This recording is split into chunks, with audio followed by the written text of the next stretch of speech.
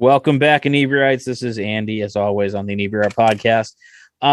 Today we're joined by Ben Giroux. Welcome to the show, man. Thank you so much. Great to be here. And normally I do some preamble or like try to make some sort of snappy segue and go into a question about how you got into your business. But like I was kind of reviewing it. You do everything. I don't even know where to begin. You write, you direct, you produce, you're a voice actor, you're just an actor in general. Like that voice actor thing is kind of a little blurry nowadays, but what came first? Well, that's a great question, and I appreciate you saying that. I think 15 years ago when I had just gotten out of college and I thought, oh God, I can't do anything outside of television acting or my pursuit of television acting because people will think that it's it will cloud my brand or in any way sort of denigrate my acting career. Now it's the complete opposite. Now it's just, hey, I think the more slashes you can add to your business card, the better when you are, especially in entertainment. So what came first? I grew up in Phoenix, Arizona doing theater. I was a theater kid, theater nerd, grew up on the stage. Went to film school at Chapman University for a year right after high school, and it was my only year away from acting. And I feel like you sort of have to go away from what you want to do to know that, oh, wow, yeah, that's exactly what I want to do with my life. So I transferred to USC, pursued theater then, stayed in touch with all my film nerds that I met at Chapman, and wound up, after I finished acting school, really collaborating with a lot of them behind the camera as well. And so sort of in tandem, in the early days of YouTube, I was kind of, cutting my teeth as a filmmaker of sorts with sketch comedy while I was pursuing a more traditional television acting career. All along the way, I was doing voiceover, and that has certainly taken off, in the last 6-7 years, and certainly during the pandemic, which I've been very grateful for, in as much as my directing career as well. So I would say, I guess a more traditional television acting career came first, but it all sort of complements one another. Yeah, and that's kind of what I loved how you said you have to kind of step away from what you want to do before you kind of like really figure it out. Because I mean, what I do didn't exist. Like podcasting didn't exist, and kind of the event promotions that I run didn't exist when I was a kid. I thought I wanted to be a comic book artist, and I don't. Yeah. So it's really interesting. But it's so interesting now where like I almost feel like you can't be one thing, especially like on the, I don't want to say the lower levels, but like, Will Smith is an actor, but like, the meat and potato people are, I'm an actor, I produce, I write. Like, I feel like it just makes you more versatile, more hireable. Yeah, well, and I'll use a chocolate cake analogy. I used to look at my career as a chocolate cake, where that big, thick, chocolatey part was the like opportunities my agent would send me and the auditions I would get as an actor. And then that thin layer of icing on top was the stuff that I felt like I could be proactive and make, and me running around making early YouTube videos with my buddies. But it always felt like not the quote unquote professional or real stuff. The real stuff was like waiting for your agent to call, right? Now that analogy has completely flipped. So the meat of my career, that big, thick, chocolatey part of that cake, is the stuff that I am proactively making and developing with my writing partner, the things that I am filming and the audience I'm building on TikTok. And then that thin layer of icing are when you get a show or a TV series or a job, a more traditional job. But the thing that I always say is you could take away that thin layer of icing and you still have a pretty awesome career. Yeah, that's a good analogy. I like that. You mentioned TikTok and you have a boatload of followers on TikTok. I don't get it. Well, I'm still trying to figure it out, and people are like, oh, you need to promote the podcast on TikTok. And I'm like, I don't get it.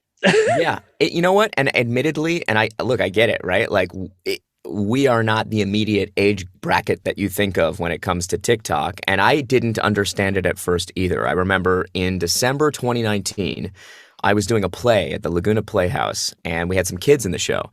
And they were running around backstage, like filming stuff for their TikTok. I'd never heard of it. I had no idea what it was. It seemed really silly, and I completely, just ignored it.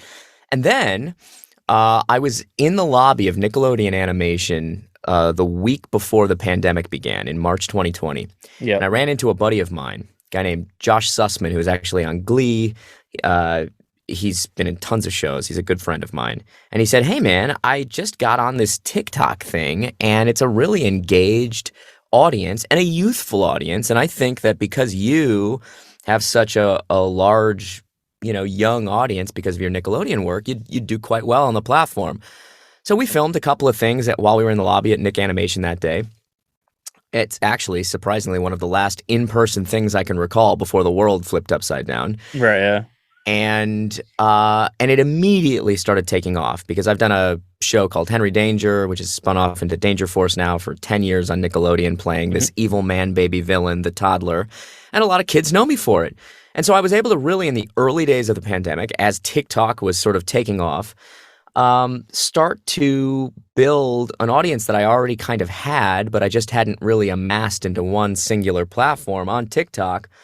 And I think the thing that I can say to sort of, for people that don't quite get it yet, is this.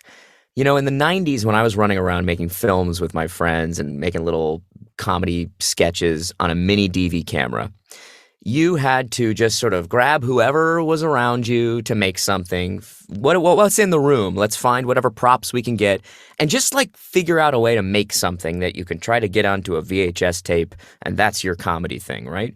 Yeah. It was hard, and you just sort of had to make do with what you had around you. Well, fast forward, and now I have a production company, and right before the pandemic, I'm used to being on a soundstage with 200 people and a jib crane and a steady cam and all this cool tech stuff and talented people.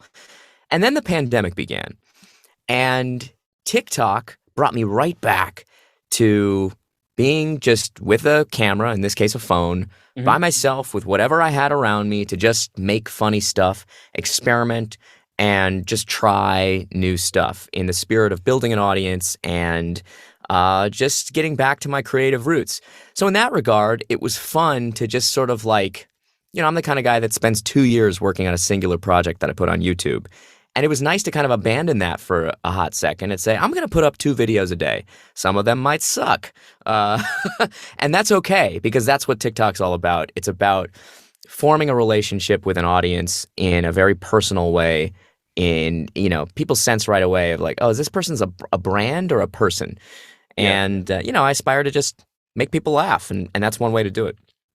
You made me think of, there's a artist, Phil Henson, and he talks about how he's most creative when he embraces his limitations. Do you feel like that's kind of like a TikTok thing where like you're talking about being on soundstage with a jib and multiple people, and then you're stuck at home alone and you're like, okay, what can I do? Do you find that, I don't want to say more rewarding, but do you find more creative juices come that way because of the limitations?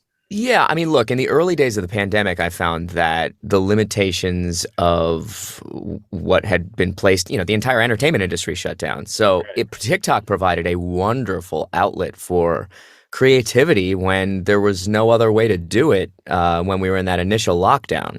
Now that I have an audience of, I don't know, 4.5 million people, whatever it is, it's turned into certainly still a sandbox for creativity, but also a really great way to help promote my new show, to help, lead to directing opportunities. I find that TikTok now and the audience I've been able to amass is kind of interconnected to all of my other avenues. So while it is still this very creative place that kind of transcends the limitations caused by the pandemic, now I think that it's almost integral to so many of the opportunities that are popping into my life in entertainment. You mentioned that your new show, and we'll get to that, but you are a fixture on Nickelodeon. I mean, with your sorry, it's I'm blanking. Henry Danger and Henry Danger Danger. Force, yeah. Thank you. That's been running for years, and you have the new one coming out, Big Nate. So how is it different being known for a Nickelodeon show versus other TV shows? Nickelodeon, I mean, has been a brand since I was a kid, and I feel like they're both family friendly, but kind of in a very realistic way. Like, they had Ren and Stimpy and kind of edgy shows. Yeah, I mean, I think you took the words right out of my mouth. I mean, I grew up watching Doug and Rugrats and Ren and Stimpy on the animated side. Those OG Nicktoons had an edge to the comedy, a bite. And I think that's the thing that is most exciting to me about my new project, which we'll talk about. And then, well, I remember the on-camera stuff, all that, Keenan and Kel. I grew up watching that stuff. And so working, and like you said, I appreciate the kind words, being a fixture at Nickelodeon now for about 10 years, it feels very full circle in my life.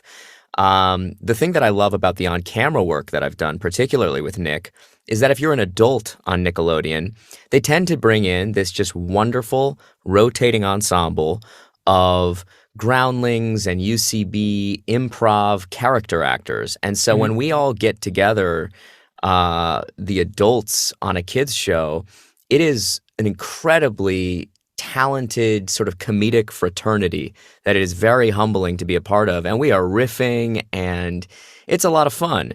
Um, I'm a theater guy, right? I grew up doing theater. So on camera Nickelodeon acting is broad. And I Yeah. think I've had so much fun playing the toddler because he's so over the top. And it's just, it's like a live action cartoon. So, of course, establishing a relationship with the animated side of Nickelodeon was sort of an easy transition to make as well. And it's just fun. It's broad. It's silly, and I think the world needs a little bit more of that these days, right? Oh my God, for sure. Yeah. We ended up running stand-up comedy shows by accident because of COVID. And we've seen so many people come out because they just want to laugh and Yeah. relax and not everything's so serious. And I can't imagine being a kid nowadays. I feel like, that's and Nickelodeon never kind of pandered, they let kids be kids. And, I think that's what I always enjoyed about watching it as a kid. I didn't feel like I was being played down to. 100%. And I think that's why, particularly with my new show, I think it appeals to all generations because I think adults, again, it's that edgy comedy. Adults will enjoy it.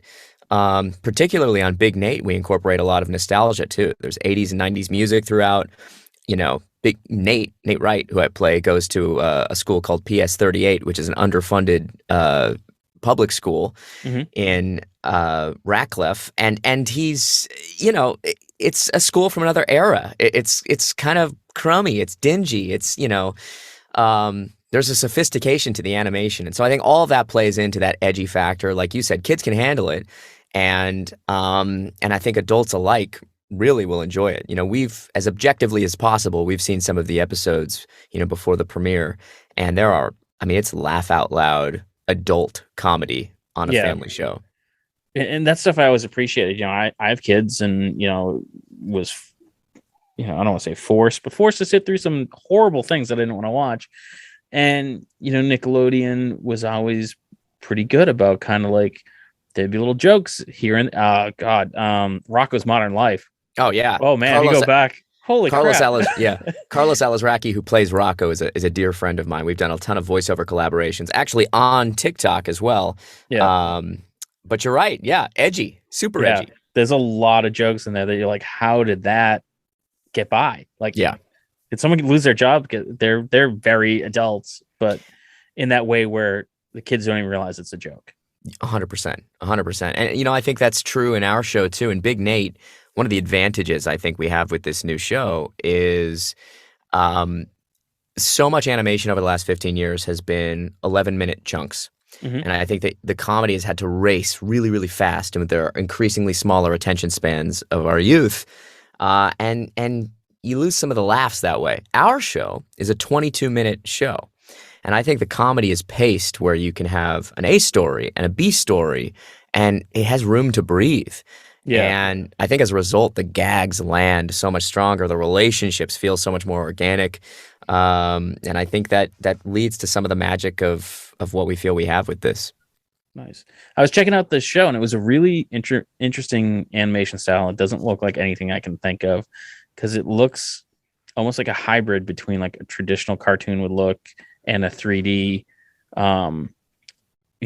computer generated type of thing. I don't know if you're involved in that production side, but do you know if that was like an intentional thing or is that just kind of?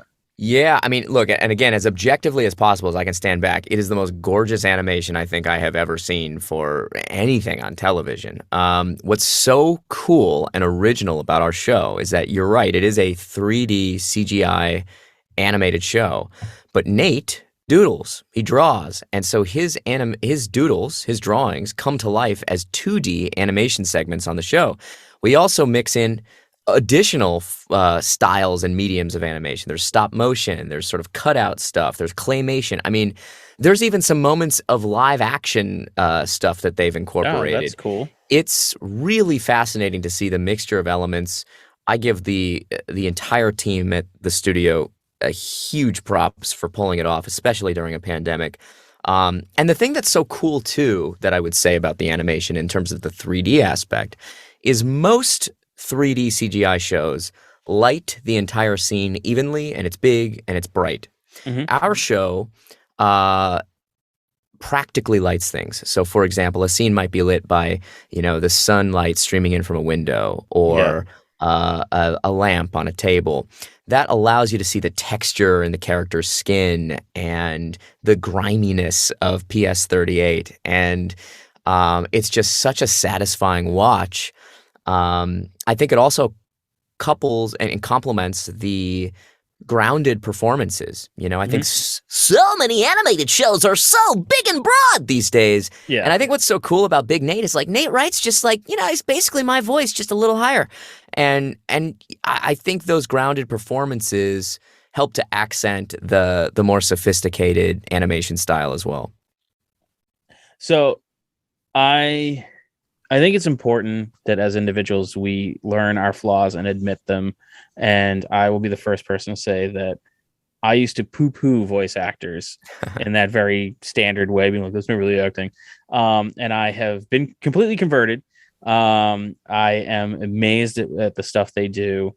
And what do you have a preference? Like, was there, did you do TV then voice acting? You said obviously start on stage first, but like, which one do you prefer? And like, or did they all have a separate place in your heart? Yeah, no, it's a good question, and I think the thing that I always try to say when I'm asked this question is I don't think voice acting and any other kind of acting are different. I think if you're an actor, you're an actor. Mm-hmm. And this microphone that I'm currently speaking to you on is the same microphone that I record my animated show on, is one medium for me to elicit laughter, to tell stories, to play characters, in as much as me being in front of a camera is. Or me being behind camera directing something, a commercial or a music video or whatever. So I think if you're an actor, you're an actor, and the format in which you act is, just the medium in how it's portrayed. I think there's a lot of people, that might have your opinion. Oh, voice acting's not real acting or whatever. I'll It's an tell old you this. opinion. It's an old opinion. I've No, I changed. get it. I get it. There's no, but it's not. Yeah. It's. I've heard that before. Look, I think what I can say from my own personal experiences is, Nate Wright has probably 85% of the dialogue in Big Nate. Yeah. When I get a new script and I have 200 lines of dialogue to get through, it is the most acting prep work I have ever done on anything, on camera or otherwise, for any role, because it requires a mastery over the script, over the relationships, over the comedy gags, so that when you get to the session and you know it backwards and forwards so well, you can improvise, you can riff, you can color outside the lines. Now, you can't do that if you haven't done your prep work. Yeah. And so I think that, again, voice acting is acting. And what I appreciate about it is, especially in the Nickelodeon world, it allows you to sort of showcase nuance in a way that you can't on camera. The character I play on camera at Nickelodeon is very broad, purposely so, and it's a blast. But there's scenes with Nate kind of like, just sort of like questioning himself and like not super confident. And that kind of intimacy from a character contrasts so well with the big, broad, over-the-top gags, and I think are only possible, especially in a family show in a kid's environment, with voiceover. Yeah. It's to me, and again, I can only speak from my little bit of experience. I was a theater kid too, through like elementary and junior high. And to me, that was always playing pretend with other kids. So I Hmm. found it fairly easy because there's other people. And then as an adult, we're, doing podcasting now. And just the simple act of recording an ad read that sounds natural and not like I'm just blah, blah, blah, blah, off a page, or Yeah. the total opposite, being like, hey, how's it going? It's so much harder when you're alone, I think. Yeah, and you know what? I think the thing that also makes our show so unique is even in a pandemic, we have found a way to still record as an ensemble. Because I've done so many jobs alone. I think back to, I did the voice of Robin in Batman versus Teenage Mutant Ninja Turtles, and we all Mm-hmm. recorded independently. There was an awesome cast in that. Tom Kenny, Kyle Mooney, Eric Bauza. There's so many awesome people. It would have been great to sit in the same room and riff off of, but a lot of stuff is recorded. This was even pre-pandemic, Yeah. recorded in isolation. So you've got to sort of imagine what their performances would be. What I think separates our show, what makes it so funny, is that even in a pandemic, we all get on a Zoom every week to record new episodes. And it allows us to play off of each other, to riff, to improvise, to react to one another's performances. And I think that adds to the sort of grounded authenticity of the relationships and the comedy. My real life writing and improv partner, Arnie Pantoja, plays Teddy Ortiz on Big Nate, Big Nate's Mm-hmm. best friend, and co-conspirator in their misadventures and hijinks. And you get to see Arnie and I actually riff with each other, coming through Nate and Teddy, and it's so organic because it's not done in isolation. I mean, Yeah. it is in that none of us have ever been in the same room for this show because we've done it exclusively in the pandemic. But those ensemble records, when they are possible for any project, man, that just adds that extra 20% magic that you see on the screen. Now, how much do you get to really improv? Is the animation already done when you're recording the voices? So I would assume that would limit you. No, so the way it works, and animation's done in a variety of ways, but the way it works for our show and for many original animated series is you record the voices first. So they write a script, we all get together, we record it, and then they create an animatic, which is sort of like a rough drawing, series of drawings, semi-animated to show you Mm-hmm. what the shots are going to look like. Then we might do pickups or insert lines when they sort of change some things based on what those drawings are in the animatic. And then and only then they animate it. And sometimes you might have to re-record a line or do ADR to throw in an effort or a grunt or deliver a line more projected or more whispered. But that's sort of the workflow. It's certainly the workflow for our show. And what that allows us to do is, because it's not animated yet, when we record, and I give a lot of credit to our showrunner, Mitch Watson, for giving us this freedom, is they let us improvise like crazy. I show up to an original record for Big Nate, and I have written alt lines for areas that I want to pitch the writers on other punchlines, Yeah. and they're so good about me going like, hey guys, can I try one more on line 117? You can throw it out, but let me just try something. And more often than not, it makes it into the final episode, which is so cool. And then I also give them a lot of credit because they've hired improvisers and they let us improvise. At this point, everyone at Nickelodeon knows that when they hire me to do a job, That's I'm what they're gonna getting. riff. Yeah. They're hiring me in part to both do the script that they've written, but also bring a little bit of what I can bring to the table, which is riffing and throwing in, my own sort of spin on how a character would approach that gag or that moment.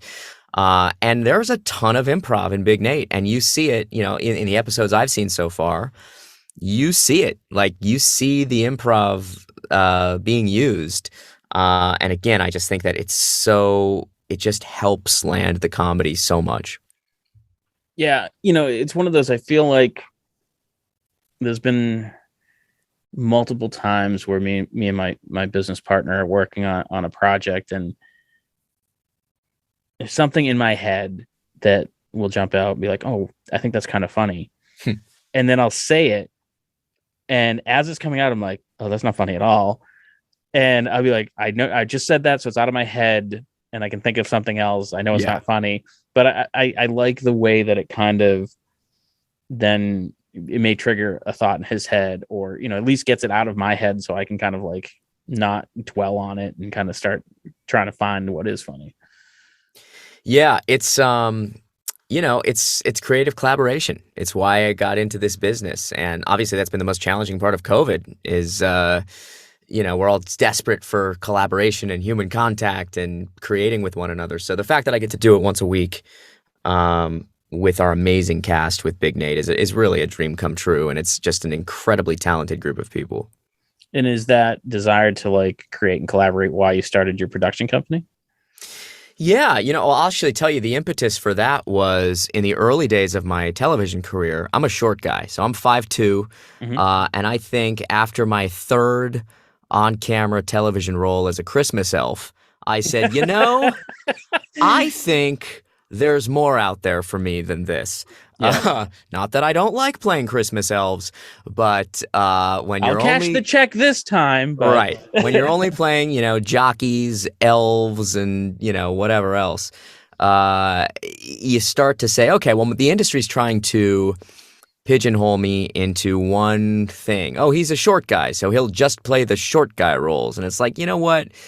Almost out of necessity, I started making my own stuff. And, originally in the early days of YouTube, I would take over big YouTube channels and make content for them and try to build up my own following that way. So I used to run the FML channel, the Failblog channel, the Fred channel in the very early days of YouTube.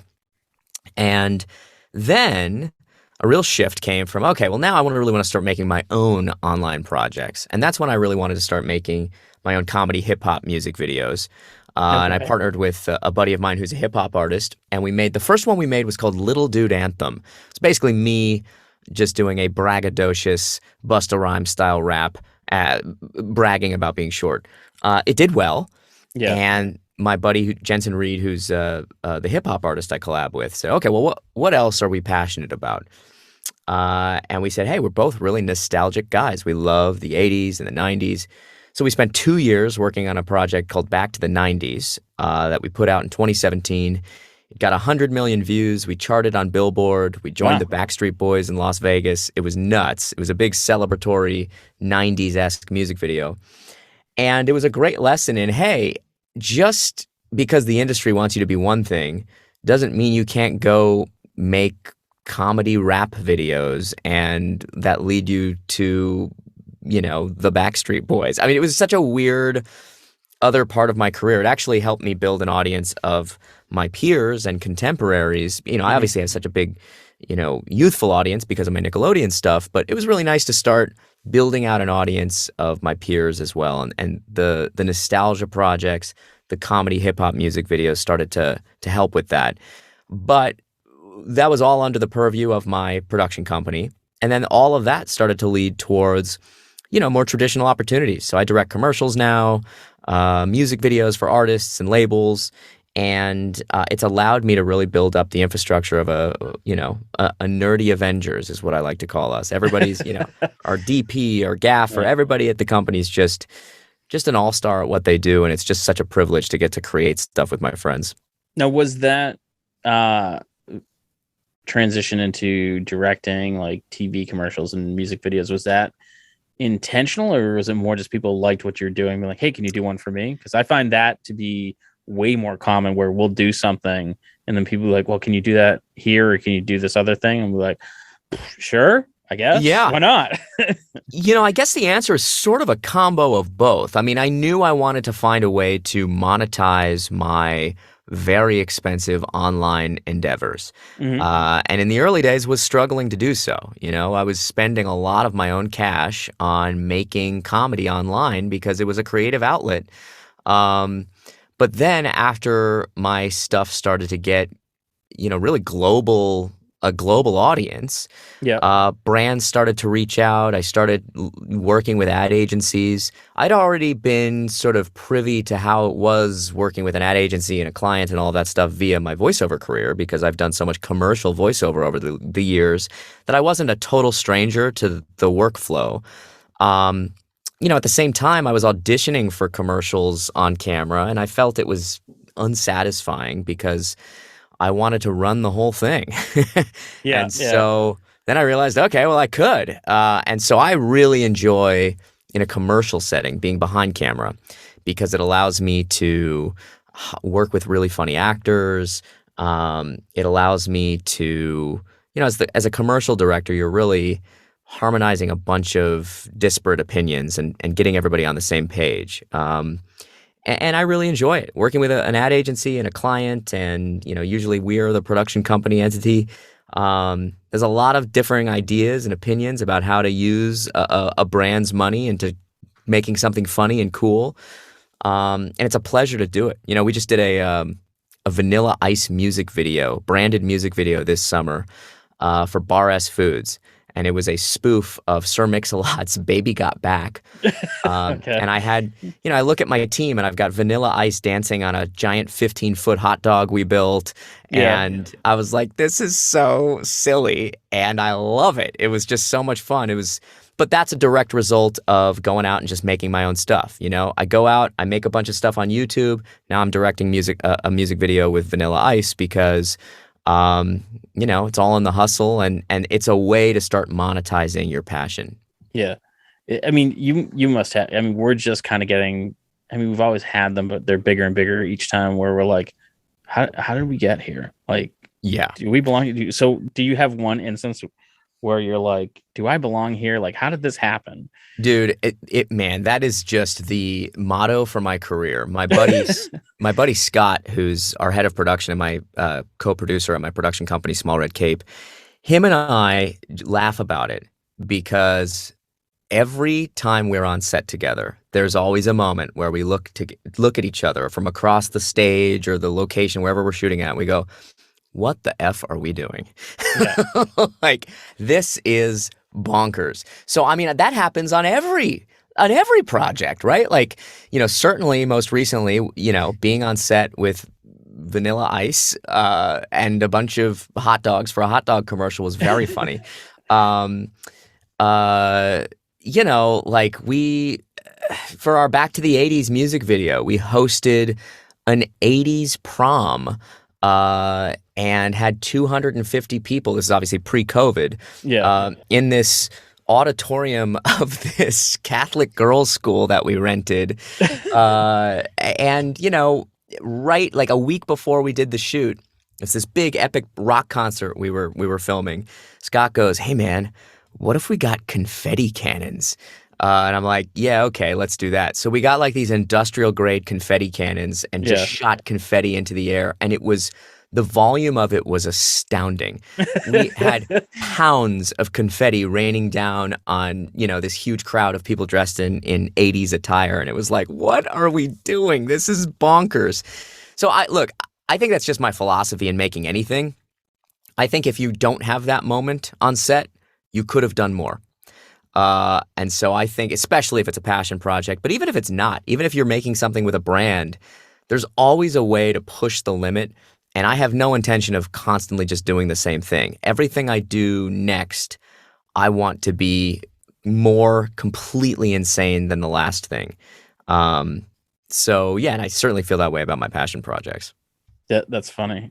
We were just back in December. We were recording the newest episode of one of our YouTube shows, and it's about cocktails. So we're being spurred on by our people who are on the show. They wanted to do tiki drinks, and it's December in New England, and so we're standing outside with a bad island backdrop shot, so you can clearly see it's a bad island backdrop. In a hot tub with our friends drinking tiki drinks in the hot tub, and I nudged my buddy. I'm like, "This is work. Like, this is our job." And he's like, "It's so weird. I don't get it." I think that every day when I'm recording for Big Nate, I'm like, I get to play a 6th grade prankster. I get to act with Jack Black in our pilot. It's like sometimes you get so caught up in the minutia of the hustle and the hard work that we put into our respective careers that it's important to sort of zoom out and be like, Oh, wow. What a unique life. And people don't get it. Yeah. Do you have that moment where you're trying to explain to people what it is you do and they kind of get that weird kind of glassy eyed look where they're like, oh, uh-huh. Yeah, Yeah, because you're not like, I'm a doctor, I'm an accountant. I think it was much easier 15 years ago where I would just be like, I'm Ben Giroux and I'm an actor. Now, if you were to ask me what I did and I like handed you a business card, it would say, Ben Giroux, I like to make cool stuff with my friends. And that could mean being, making my animated series, being on camera, being behind camera. There are so many different ways that I like to be creative and collaborative with a great group of people. But at the end of the day, it all comes down to just making really cool stuff with really cool people. Um, and I would say this too, the best advice I ever received, which I try to make integral to everything that I do, is I was on set for I'll just tell. I was on set for the show Psych years Hmm. ago with James Roday Rodriguez, who's a really nice guy, very impressive actor, funny guy. And I was young at the time. It was right after college, and I went up to him and I was like, "Hey, man, what's the secret? You've got your own show on TV. I'm young. I'm hungry." And he goes, "All right, two things: do good work, be a good dude. That's it, and the rest will come." And I really think it's the best advice I've ever received in entertainment because it's true. Be a good human being, surround yourself with good people, treat people with respect, and then hustle. Do your best, show up early, prepare, and the rest will come. And I've tried to make that integral to all of the things that I do in the entertainment industry. I think that's great advice. Yeah. So outside of Nate, who's your favorite role that you've had? Oh man, that's a good question. So, the obvious answer would probably be the toddler because it's the longest running. I've played the toddler on 3 different Nickelodeon series over the years. I still am playing a character, it's been like 10 years playing the same character. So that kind of longevity in TV, let alone in Nickelodeon TV, is pretty unheard of. So I feel very grateful for that. Hmm. But I'm going to give you an outside the box answer to I like this those. because this is not exclusively this is not like a kids podcast. I did a Christopher Guest series called Family Tree in 2011, 2012, something like that on HBO. Yeah. And I don't know if you're a fan of Waiting for Guffman or Best in Show, I but love oh my god, Mighty Wind. yes, Yeah, yes. I love Mighty Wind. So, Christopher Guest, it's, all of his stuff is completely improvised. And as an improviser, this was like working with the god of improv, right? Yeah. So I was so excited to get cast on this show. And the gist of my scene was this. It was a Civil War reenactment scene. And they had hired 2 Abraham Lincoln impersonators. And one was very tall, like Lincoln, and one was me, who was a very short Abraham Lincoln. And the only note for the scene was, this is a problem. There can only be one Lincoln. Work it out. That was it. And Okay. so the whole scene is we pull up in 2 cars to this parking lot, and we get out and we notice each other and we have to work it out. So as we're walking up, sorry, this is a little bit of a long-winded story. Oh, but no, that's fine. as we're walking up to set to shoot it, one of the producers comes up and says, "Hey, Christopher Guest he's a little stoic, so even if he thinks something's really funny, don't be offended if he doesn't if he doesn't laugh. It's not because you've done a bad job." And I'm like, "Okay, cool, yeah, it's all good. Everybody laughs at things differently."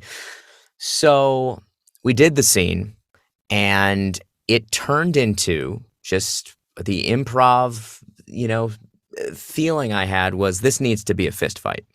Okay. So we started just beating the crap out of each other, these 2 Lincolns, Yeah. on camera. It was done in one take. And I shoved the tall Lincoln across the parking lot. And I still had we got actual bruises from this scene. And God, you know what? I can't tell you the line that I improvised because there's profanity in it. Yeah. But I encourage you to look it up online. I'm gonna have to check it out on YouTube. Yeah. And the line that I said, I look over and Christopher Guest tumbles out of his chair, hysterically laughing. They call cut, and the scene turned out very funny. It was such a pleasure to work with them. And then I went to the wrap party a couple months later, and they had printed the line that I said on some mugs as the wrap gift. Oh, that's so And cool. it was such a humbling experience to work with somebody that I so admire in comedy and improv, and his whole team, just comedy legends, to be a part of that, even if it was one scene, and to elicit that kind of reaction and to get that kind of response then at the wrap party was a real highlight of my career, and one that stands out in my mind as hey, you know what, man, in comedy you're on the right track. That's awesome. That's a great story. Yeah, thank you. So yeah, because I'm promoting a kids show, I will not say the profane line I said, but go look up Family Tree and my name, and you'll easily find the scene. For sure. So Big Nate is coming out very soon. Does it come out on February 7th? Yeah, so February 17th, we premiere the first 8 episodes on Paramount Plus. Nickelodeon's got a great relationship with Paramount Plus now. I'm really excited we're premiering on a streamer because I think it opens us up to an even wider audience. So February 17th, first 8 episodes. There's plenty more episodes that are going to premiere after that. And this is going to go up on the 14th, so it's in 3 days. Oh yeah. In 3 days. In 3 days. Tune in to Paramount Plus to see the first 8 episodes of Big Nate. I think you're really going to like it. It's there's something in it for everybody, and the comedy is bonkers.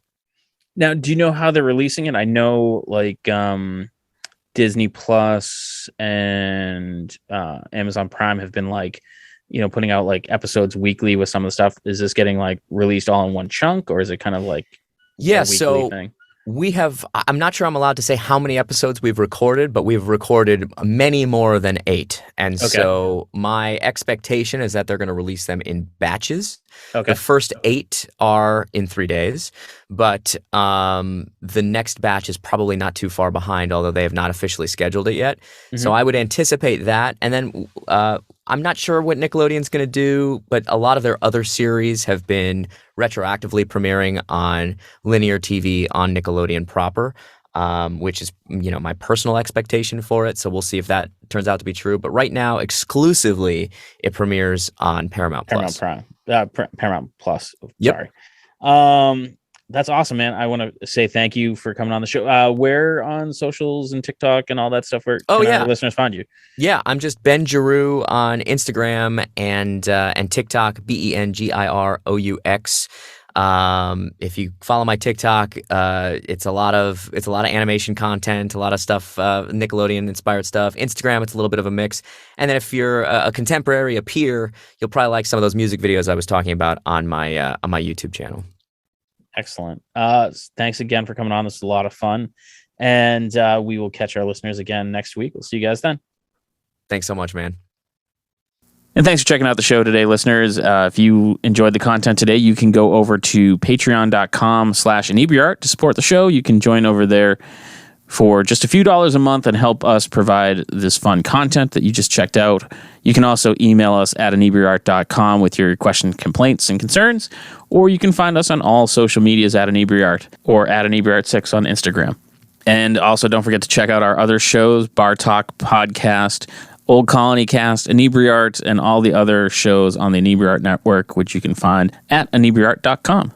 Thanks again for listening.